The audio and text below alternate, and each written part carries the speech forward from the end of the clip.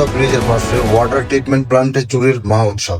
প্রশাসনের রয়েছে উদাসীনতা। রাজধানীর রামপুরা ব্রিজের পাশে অবস্থিত সুয়ারেজ ওয়াটার ট্রিটমেন্ট প্ল্যান্ট এলাকাবাসীর অভিযোগ, মাদক সেবন সহ নানা অপরাধমূলক কর্মকাণ্ড এখন নিত্যদিনের ঘটনায় পরিণত হয়েছে। এলাকাবাসীর অভিযোগ, দীর্ঘদিন ধরে ফেলে রাখা সরকারি যন্ত্রপাতি একে একে অদৃশ্য হয়ে যাচ্ছে, কিন্তু প্রশাসনের কোনো কার্যকর পদক্ষেপ চোখে পড়ছে না। ভিডিওতে দেখা যায় এক যুবক এলাকাবাসীর অভিযোগ, একটি বড় যন্ত্রের নাট বল্টু খুলে নিয়ে যাচ্ছে, কেউ দিচ্ছে না বাধা। আশেপাশের মানুষও বিষয়টি উপেক্ষা করছে।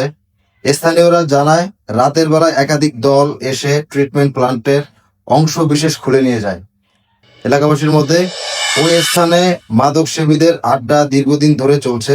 মাদক সেবন, চুরি, ভাঙচুর এলাকাবাসীর অভিযোগ হচ্ছে সবার চোখের সামনে, অথচ প্রশাসন বা স্থানীয় কর্তৃপক্ষের কোনো নজর নেই। একজন স্থানীয় বাসিন্দা ক্ষোভ প্রকাশ করে বলেন, একটা সরকারি সম্পদ দেশের টাকায় তৈরি, এভাবে নষ্ট হতে দেওয়া ঠিক নয়। রাতে অনেক সময় ভয় লাগে বাইরে বেরোতে।